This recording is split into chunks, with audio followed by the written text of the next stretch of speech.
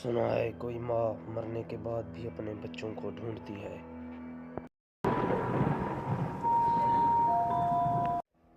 एक गांव है हवेलपुर, जिसमें रात की आबो हवा भी सांस लेना भूल जाती है। और यहाँ के लोग कहते हैं कि यहाँ पर एक पीपल के नीचे रात को एक औरत बैठी हुई नजर आती है। लेकिन होठों में एक ही सवाल, मेरा बच्चा कहाँ है? हवेलपुर एक छोटा सा गांव जो दिखने में बहुत ही साधारण था, लेकिन उस मकान के अंदर हर रोज एक लड़की जिंदा दफन होती थी।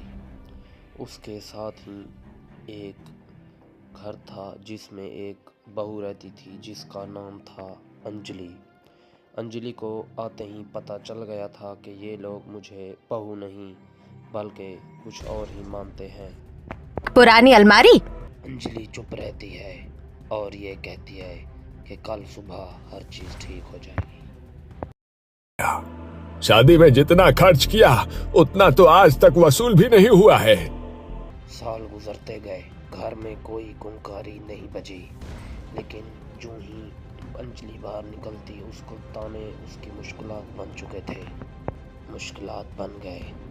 सुबह का वक्त था, अंजलि रोटी पका रही थी और उसके हाथ कांप रहे थे। तो उसकी सास ने बहू से अब जोर से कहा, आजकल की लड़कियां न जाने क्या खाकर आती है मायके से।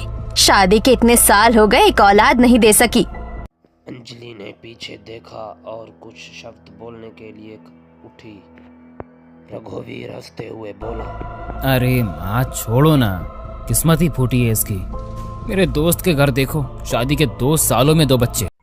अंजलि ने चुपचाप रोटी बदली और उसकी आंखों में आंसू आ गए। एक दिन अंजलि के घर उसके माँ बाप आए थे और अंजलि उसको रोटी दे रही थी। उसकी माँ ने देखा तो उसे पता लगा कि अंजलि के साथ कुछ तो गलत हो रहा है। बहू थोड़ा तेज चलो, वैसे भी तुमसे क्या उम्मीद रखे, ना घर बढ़ाया ना वंश, कम से कम खाना तो गरम खिलाओ। रघुवीर अपनी मुंडी नीचे करके हंस रहा था तो अंजलि की माँ ने कहा, बहन जी डॉक्टर को दिखाया क्या? ससुर भैरंग सिंह ने हंसकर जवाब दिया, दिखाया था। डॉक्टर ने साफ कहा कि दिक्कत जो है लड़कियों में है। ये सब झूठ था, कोई डॉक्टर नहीं, कोई बीमारी नहीं। अंजलि का सर नीचे झुक गया और उसके वालिद उसे कुछ कहना चाहते थे, लेकिन बेटी को परेशान देखकर वो कुछ न बोले।